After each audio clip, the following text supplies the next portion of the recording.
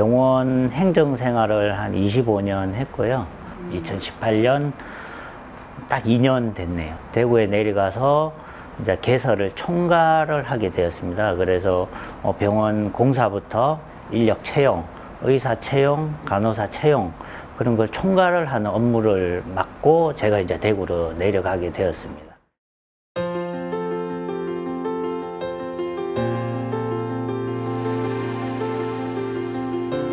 많이 놀랬죠. 예. 그 상황은 아마 겪어본 사람만이 알 수 있는 너무나 막 마음속에서는 너무나 많은 마음이 올라오는 거죠.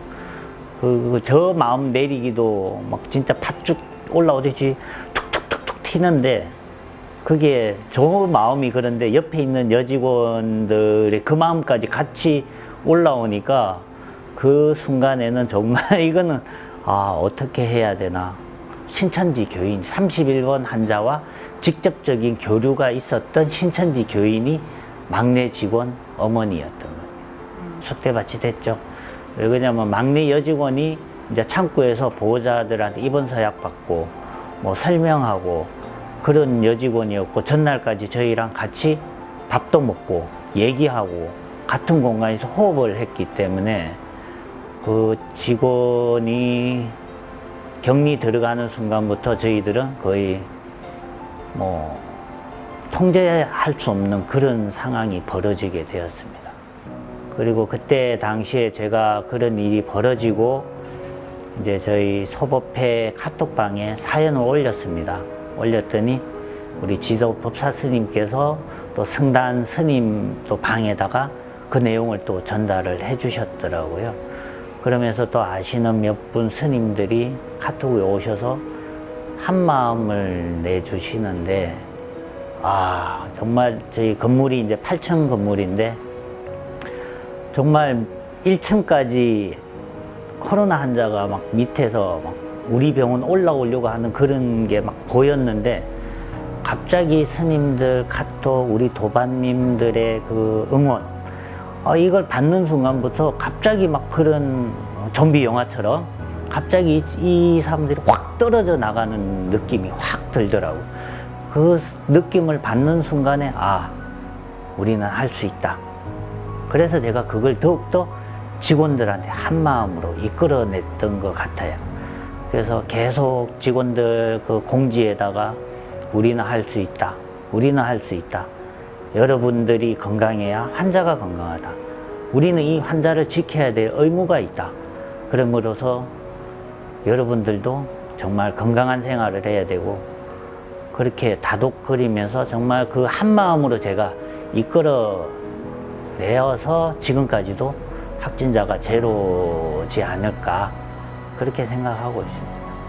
토요일 날 막내 여직원이 저 음성 나왔어요. 연락을 받고 저희도 이제 환호성을 지르고 뭐 다른 직원들은 너무 뭐 그동안 막 다른 가족들하고 떨어져서 자고 막 그랬다고 그러더라고요. 어린애들이 있는 사람들은. 그래서 이제 뭐 자기는 해제됐다고 하고 그 다음 날인가 그 사모님이 전화가 온 거예요. 당직 의사 사모님이 갑자기 보건소에서 자기들이 연락을 받았다.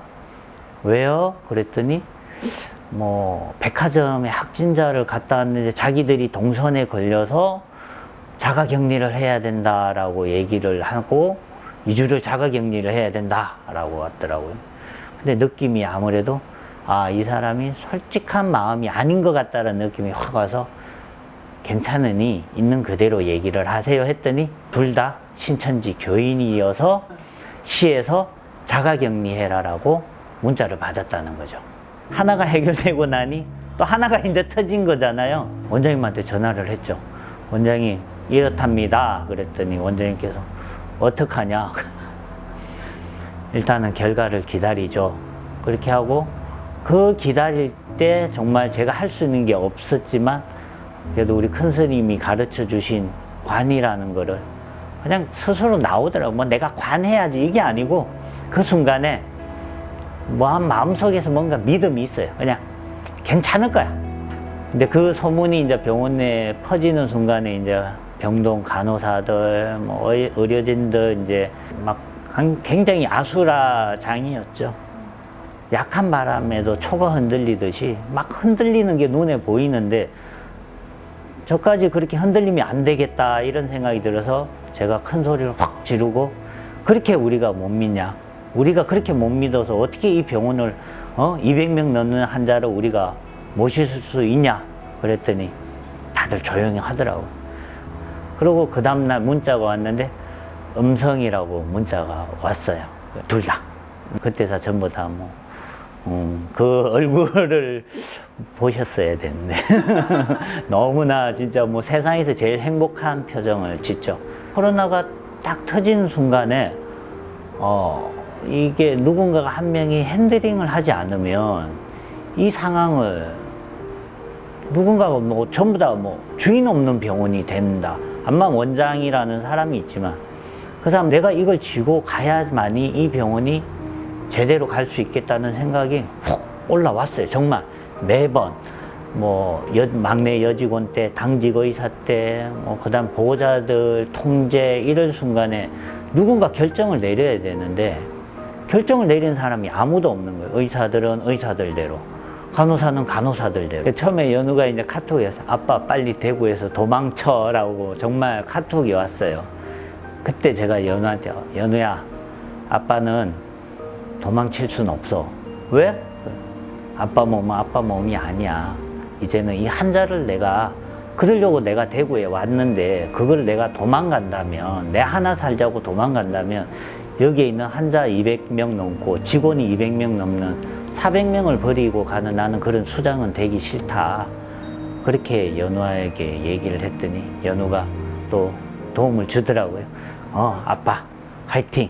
처음에는 저도 진짜 엄청 당황했어요. 아니, 아빠 몸은 사실 아빠 몸인데 왜 아빠 몸을 아빠 몸이라 하지 않는 건가 이렇게 생각을 했는데, 그러니까 또 저한테는 아빠지만 그 병원에서는 또 아빠의 본분이 있으니까 그런 거를 지켜나가야 된다는 아빠의 생각이 저한테도 왔던 것 같아요. 우리 보살도 의료계 쪽에 있으니까 그 순간에 잘 버텨서 우리 건강하게 만나자. 그런 가족들 간의 그런 대화도 큰 힘이 되지 않았나 싶습니다. 어머니는 항상 주인공에 관해라. 그리고 네 한 명이 여러 명을 건질 수 있다. 이렇게 얘기를. 눈물이 콱콱 나면서 힘을 많이 주셨어요, 어머니가. 항상 그랬지만 이번에도. 정말 눈에 안 보이는 그 에너지들이 지금까지 이렇게 저를 가게끔 만들어 주신 것 같아요. 눈 오는 날 내려가서 이제 차를 타고 쭉 올라오는데 이제 꽃이 폈더라고요. 딱 거실 문을 열고 들어오는데 연우랑 우리 집 보살이 그렇게 환하게 정말 반겨주는 모습을 보고 그런 게 너무 감사했습니다. 그래서 아빠를 3, 4개월 만에 봤는데 진짜 엄청 막 늙어 있는 거예요. 그래서 얼굴에 진짜 힘듦이 막 묻어나고, 근데 남을 위해서 자기 몸을 쓴다는 거는 진짜 대단한 일이라고 생각해서 멋있다고 생각했어요. 저는 월급쟁이 그냥 근로자라고 한 번도 생각해 본 적은 없어요.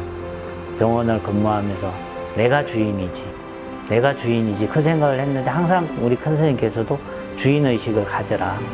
네가 주인이다.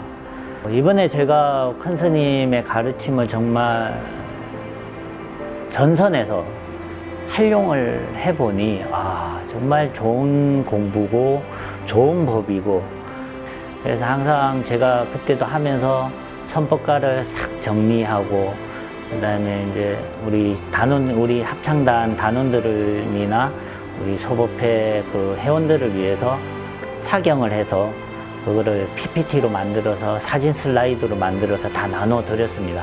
여기에서 내가 자만하지 말고 더 정진하고 더 열심히 큰 스님 가르침을 배우고 행해야 되겠다. 배우는 것도 중요하지만 그거를 행할 줄 아는 제자가 돼야 되겠다는 생각을 더욱더 가지게 되었습니다. 특히 코로나 같이 눈에 안 보이는 그런 바이러스는 앞으로도 계속, 그리고 저희 선언에서 강조하고 있는 지구사랑, 공생, 이런 것들이 더욱더 제가 나서서 실천을 하면서 그게 모범을 보이면서 선두에 서서 향후 열심히 공부하고 정진하도록 하겠습니다. 아빠, 다음 주에도 건강하게 왔으면 좋겠어. 아빠 사랑해.